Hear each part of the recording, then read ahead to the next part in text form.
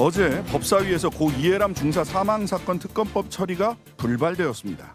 반면 2년을 끌어온 채널A 검언유착 의혹 사건, 소위 한동훈 검사장 사건은요, 곧 결론이 나올 거란 전망이 나오고 있는데요. 국회 법제사법위원회 더불어민주당 최강욱 의원 전화로 연결합니다. 의원님 안녕하세요. 예, 안녕하십니까. 네네. 본질문 들어가기 전에 잠시 전에 오늘 오후에 그 민주당 검언 개혁 방안 다루는 의총 있었다고 했는데 다음으로 연기가 되었다. 다음 의총으로 이렇게 언론에 보도가 나왔습니다. 그건 잘못된 얘기 같고요. 의총 결과 좀 정리해 주시죠 그러면. 그러니까 의총에서는 정책위하고 또 각 그 간사님들이 지금 추진되고 있는 현안들에 대해서 설명을 하시는 거였고요. 네네. 그거에 대해서 의원님들이 이제 각자의 의견, 그다음에 어떤 부분을 조금 더 강화해서 얘기하자라는 그 논의들을 했고, 네. 그다음에 이제 좀 더 심도 깊은 토론을 다시 하자, 한 번 더 하자. 오늘 이제 기초적으로 어떤 논점에 대해서 소개를 받았으니 날짜를 잡아서 다시 한 번 더 논의하자 이런 거였지. 뭘 연기하고 뭘 다시 하고 뭐 이런 건 아닙니다. 오늘은 일련의 과정이고. 오늘은 기존의 논의 사항을 좀 보고받고 좀 논의를 했으니까 더 심도 깊은 논의를 다음 의총에서 계속해서 진행하는 것으로 이렇게 정리가 된 거군요. 그렇습니다. 알겠습니다. 그러면은 본 질문으로 들어가겠습니다. 자, 공군 성폭력 피해자 고 이해람 중사 사망 사건 조사를 위해서 어제 국회 법사위가 특검법 처리한다 이렇게 언론에 보도가 됐었는데 불발됐습니다. 이견이 있었던 부분이 어느 부분입니까? 그러니까 일소위에서 이제 심사를 해서 당연히 처리될 걸로 알았는데, 네네.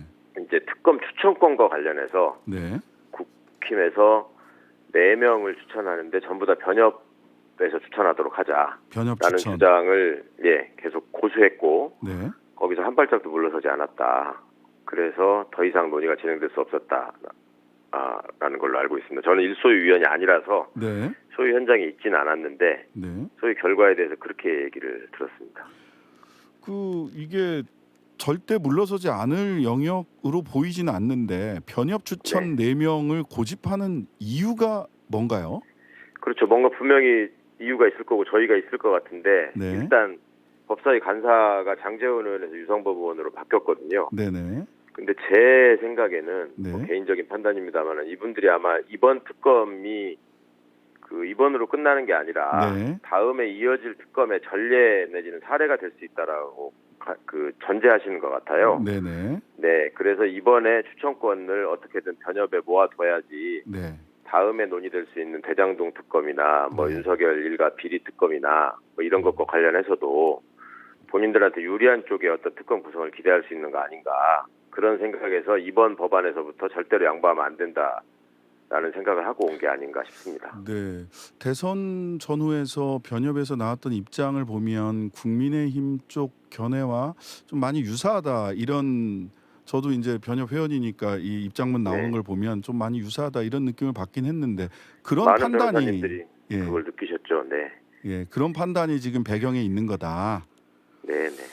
자, 또 특검 수사 대상이 되는 2차 가해의 명확한 개념 규정을 놓고도 이견이 있었다라고 보도는 돼 있는데 이건 어떤 부분인가요? 이제 이 특검이 진행되게 된 계기가 이제 안타깝게 돌아간 우리 고 이해람 중사의 유족분들께서 군 수사기관의 수사 결과를 납득하지 못하겠다라고 말씀하신 데서 시작된 거지 않습니까? 그래서 양당이 다 그 억울한 죽음의 진실을 규명하는데 나서겠다라고 유족들께 약속을 했고 그 차원에서 진행되는 지금 특검 논의란 말입니다.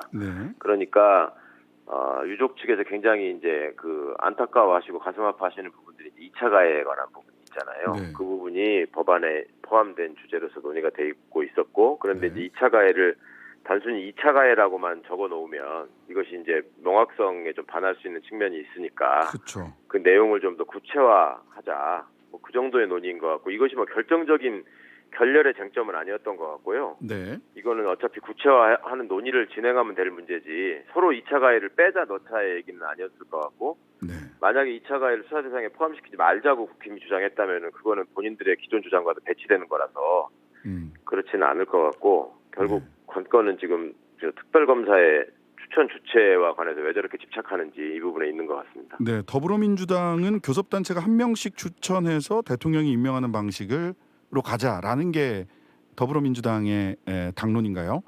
그랬다가 당론은 아니고요. 네. 그렇게 제출된 법안에 지금 그렇게 되어 있다가 그렇게 설계가 되어 있다가 네. 그 양쪽에서 이제 그런 설계된 법안이 내용이 다르면 그거를 협의해서 정리하는 과정이 소위잖아요. 네, 그렇죠. 거기에서 이제 민주당은 그렇다면 과거에처럼 법원행정처, 뭐 법무부 장관, 네. 그다음에 변협, 그것도 이제 변협을 중요하게 생각하니까 변협을 2명 그러면 네. 이렇게 해서 4명으로 하자라는 수정안 절충안까지 제안을 했는데 그거조차도 논의를 거부하는 상황이니까 네. 그거는 뭔가 의도가 있다고 보입니다. 네. 그리고 유족들이 또 그렇게 원하신 것도 아닌데. 네네. 예. 자, 사실 이중사 특검은 여야가 역대 처음으로 합의한 권력형 성범죄 특검, 그런 점에서 의미가 컸는데 유족과 그렇습니다. 관련 단체들은 시간 끌수록 사건 규명 멀어질 거다. 네. 이번 주 내라도 법안 소위 소집해달라, 이런 요청을 하고 있는 것으로 지금 보도가 되고 있습니다. 여기에 말씀하시죠. 지금 정치적 계산이나 유불리를 집어넣으면 안 되는 사안이거든요. 이거는 진짜로. 예. 그러니까 근데 유족분들의 호소를 좀 귀담아 들어야 될 것 같습니다. 향후의 특검에 시금석이 될 수 있으니까 이번에 네. 제대로 본인들 그 국민의힘 쪽에 맞춰서 특검 추천 방식이 정해져야 된다. 이제 이런 배경이 있는 것 아니냐라고 추정하신다는 거죠. 그러니까 이번이 처음 특검도 아니고 사실은 전에 특검들이 쭉 있어 왔잖아요. 그랬죠. 그런 예에 비춰보면 지금 이례적인 주장을 하는 거기 때문에 네. 그러니까 이번에라도 확실하게 넣어 놓아야지 다음에 또 그 언덕이 생긴다. 네. 이런 생각을 하시는 거 아닌가 싶습니다. 자, 빠른 시일 내에 이 이해람 중사 특검 처리하기 위해서 어떤 묘안이 있을까요? 글쎄요, 저렇게 지금 막무가내로 나온다면 네. 그거는 유족들이 원하시는 방향도 아니고 그냥 특검을 지연시키는 결과밖에 되지 않을 것 같은데 네네. 좀 국민의힘에서 전향적인 논의를 좀 하셨으면 좋겠고 제발 유족들을 생각한다면 유족들이 원하시는 바가 어디에 있는지를 좀 진심으로 좀 들으셨으면 좋겠습니다. 네. 자, 이른바 검언유착 의혹 사건, 뭐 한동훈 검사장에 대한 그 어떤 처분을 할 거냐와 관련돼서 수사팀이 이정수 중앙지검장에게 보고했다. 사실상 이미 수사는 끝났고 결재만 남았다. 이렇게 언론에서 보도가 나오고 있습니다. 그간 수사 흐름 어떻게 보고 계신가요? 저는 이게 일종의 수법이라고 생각하는데요. 네. 비슷한 예가 김건희 씨 주가 조작 사건에서도 있었죠. 네, 수사팀은 결론을 냈는데 위에서 막고 있다. 네. 이런 식의 얘기가 공교롭게 지금 윤석열 당선자의 측근과 관련해서 꼭 이런 얘기가 지금 반복되고 있지 않습니까? 네. 그리고 과거에도 보면은 이성윤 지검장이 있을 때에도 뭐 수사팀은 지금 총장하고 얘기를 다 끝내고 지검장을 압박하고 있다. 뭐 이런 식의 얘기들이 공공연하게 흘러나왔고 네. 그러니까 일종의 언론 플레이를 하는 건데요. 네. 어디에 진실이 있는지 저도 궁금하고 네. 근데 이런 식으로 지금 문제를 풀거나 해결하려고 하면 안 될 것 같습니다. 그러니까 과거부터 한동훈 검사의 어떤 잘못에 대한 것을 덮어주려는 시도는 윤석열 씨 본인이나 측근들을 중심으로 계속 이루어져 왔었고요. 네. 그것이 잘못이라고 하는 것이 행정법원의 징계 취소 소송 판결을 통해서도 이미 확인이 되지 않았습니까? 네, 징계 사유가 예. 된다 이렇게 했죠. 그렇죠. 그 핵심이 그거였거든요. 네. 이 채널A 사건에 대한 수사방해, 감찰방해 이거였지 않습니까? 그랬습니다. 그 핵심되는 혐의 사실이. 네. 그런데 이번 일을 가지고도 지금 국민들 앞에 이 수사 결과를 떳떳하게 내놓으려면 한동훈의 휴대폰에 무엇이 어떤 내용이 담겨 있었는가가 확인이 돼야 되잖아요. 그것 그렇죠. 때문에 사실은 이게 미뤄지고 있었던 거잖아요. 네네. 예, 그리고 지난번 국정감사 과정에서 그것을 제대로 진행하고 있는지를 여러 의원들이 확인을 했는데 거기에 대해서 진행하고 있다라고 얘기했거든요. 네. 구체적인 내용은 밝힐 수 없으나 분명히 진행하고 있다. 네네. 근데 그런 부분들에 대한 확인이 없이 지금 자꾸 이제 끝내자 덮자라고 나오는 것은 선거 결과가 나왔으니 그리고 그 검찰 왕국을 꿈꾸는 사람이 대통령 당선자가 되었으니 네. 이제는 그 측근의 죄에 대해서도 면죄부를 주어야 하는 거 아니냐 이런 식의 발상에서 비롯된 것이 아니기를 바라는 마음입니다. 네. 자, 현재 이 사건은 검찰총장 수사지휘권이 없는 상태죠. 네네. 예. 박범계 법무장관이 최근 검찰총장 수사지휘권 복원하려다가 중단을 또 했단 말이죠. 예. 그러면은 전적으로 이정수 중앙지검장의 판단에 달려 있는 현재의 상태는 이정수 네. 중앙지검장의 판단에 달려 있는 건데 수사지휘권을 김호수 총장에게 복원시켜줘야 된다. 이런 주장에 대해서는 어떻게 보시나요? 이게 사실은 과거에 총장의 수사지휘가 배제된 이유가 추미애 장관 시절에 네. 당시에 총장이 측근을 비호하기 위한 노골적인 어떤 압박이나 권한 남용을 했기 때문에 비롯된 일이지 않습니까? 그렇죠. 그러니까 그런 사전 모든 일에는 결정에는 맥락이 있고 전제되는 사실관계가 있는 것인데 네. 그러한 사정이 변동됐다면 장관 입장에서 뭐 총장의 수사지휘를 원칙적으로 복원시켜준다는 그렇게 무리한 생각은 아니었던 것 같고요. 네. 근데 그것을 또 다른 어떤 언론 플레이를 통해서 일종의 저지를 한 상황이잖아요, 지금. 네. 그러니까 그 부분에 대해서도 저는 이게 순수하게 그냥 어떤 판단들에 의해서만 진행되고 있는 것인가 하는 의구심을 좀 거둘 수가 없습니다. 네. 자, 이정수 지검장이 수사팀 의견대로 이 수사팀 의견도 이게 무혐의 처분 의견인지도 사실 수사팀이 직접 확인해 준 바는 없는 것 같은데 언론에서는 무혐의 의견이라고 이미 다 이렇게 전제해서 쓰더라고요. 네. 이정수 지검장이 무혐의 처분을 할지 아니면은 또 다시 한번 수사를 더 철저히 해라라고 이야기를 할지 뭐 어떻게 전망하십니까? 결국 중앙지검장의 그 자존심과 능력 문제 아니겠습니까? 그러니까 네. 이 문제를 충분히 검토를 해서 결론을 내릴 만큼 사건이 성숙해 있다라고 한다면야 굳이 네. 그거를 일부러 그 결정을 지연할 이유는 없는 것이죠. 그렇죠. 그거는 피의자의 인권과도 관련된 문제고. 네. 그렇지만 그 외에 여타의 이유로 언론 빨리 벗어나게 해주자 내지는 뭐 지금 정치적인 상황이 이렇게 바뀌었으니 이제는 거기에 발맞춰서 가야 된다라는 식의 불순한 의도가 개입돼 있는 거라면 그거는 중앙지검장이 명예를 걸고 저지해야 될 일일 것 같고요. 네. 국민 앞에 여러 번 그 약속을 했고 심지어 검찰총장이 됐건 중앙지검장이 됐건 해당 수사팀이 됐건 국민 앞에 저희도 당당하게 결론을 내고 싶습니다. 떳떳하고 싶습니다. 이 사건이 얼마나 중요한지 잘 알고 있습니다. 이런 얘기도 수차례 반복했거든요. 네네. 그런 본인들의 말에 책임을 지는 자세를 보여주기를 기대합니다. 네. 이정수 지검장이 본인들 말에 책임지는 자세를 보여줬으면 좋겠다라는 말씀이시고 네.